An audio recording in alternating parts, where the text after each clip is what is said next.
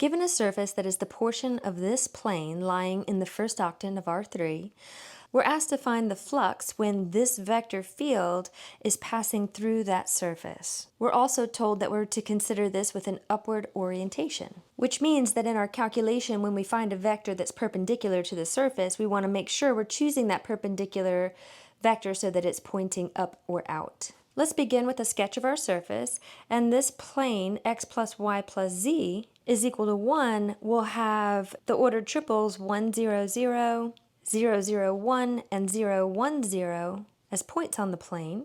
And here we have the portion of that plane that lies in the first octant. So this is our surface S. The first thing that we need to do is to parameterize this surface. And in order to do that, we will take that surface and solve it for z in terms of x and y. And then one option that we have is to let x be equal to u, y be equal to v, which would then make z equal to negative u minus v plus 1. This enables us to make a full transition into the u-v parameters and away from x, y, and z. Now that would definitely work, but in this case, I'm actually going to do something that looks a little off-putting to begin with. Instead of letting our parameters be u and v, we can let the parameters be x and y, in which case the z would already be in terms of x and y, and our vector function that describes that surface parametrically would then just be x, y, negative x minus y plus 1.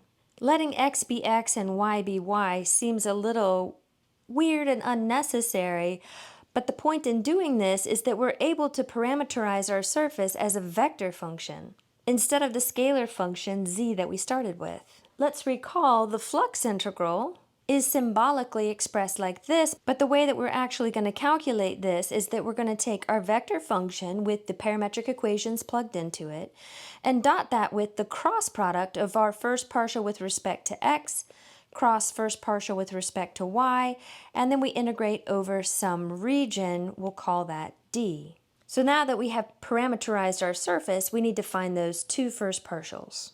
So our first partial with respect to x of this vector function is 1, 0, and negative 1. The first partial with respect to y is going to be 0, 1, and negative 1. Now we need to find this cross product, and we get our I vector multiplied by 0 minus a negative 1, which is going to be positive 1, minus the j vector times negative 1 minus 0, which is negative 1, and the k vector times 1 minus 0, which is positive 1. So our cross product vector, which is perpendicular to the surface, is going to be 1, 1, 1. Now, here is where we need to pause and check the orientation of our perpendicular vector.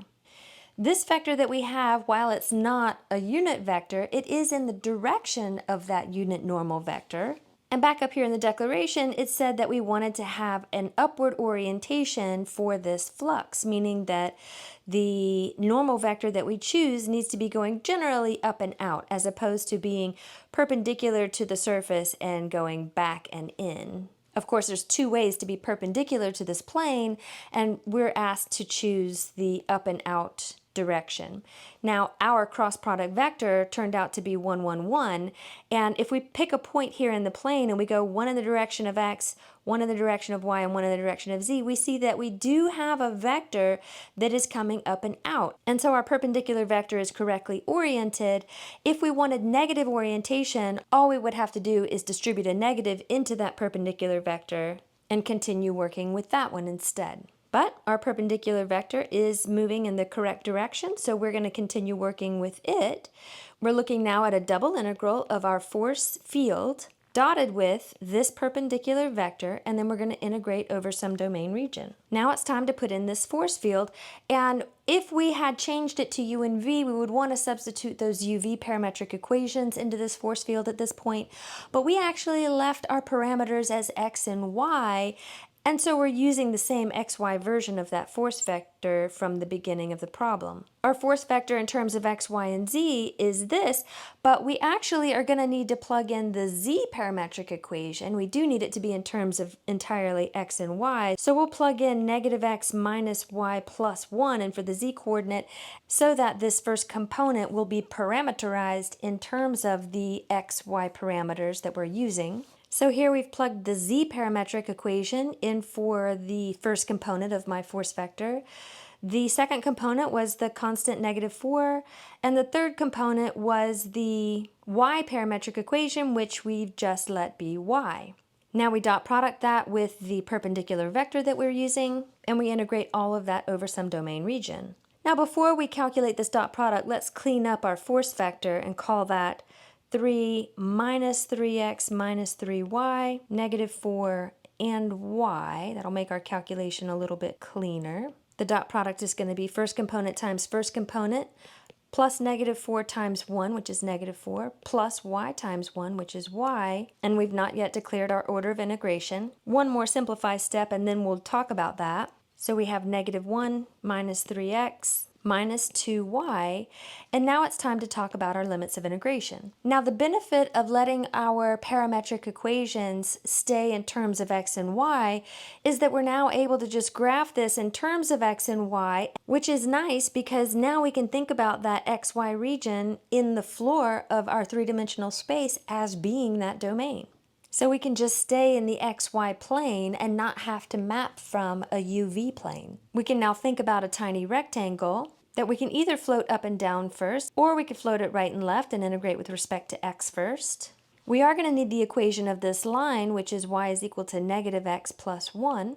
So let's integrate with respect to y first, and we'll see that our y limits are going to go from 0 to -x plus 1. I'm going to call that 1 minus x. And then secondly, we'll integrate with respect to x, and x then will go from 0 to 1. So the first iteration is from 0 to 1 minus x. The integrand is -1 minus 3x minus 2y, and we're integrating with respect to y. So we get -y minus 3xy minus 2y squared over 2, integrating from 0 to 1 minus x. And these are y limits. So plug in our upper limit of 1 minus x for y. And then simplify, we get -2 plus 2x squared, which then becomes the integrand for our second iteration, which is the integral from 0 to 1, -2 plus 2x squared dx. And we'll plug in our limits of integration into this antiderivative, plugging in the upper limit of 1, subtract the lower limit plugged in, which is 0, and the output of our flux integral is going to be -4/3.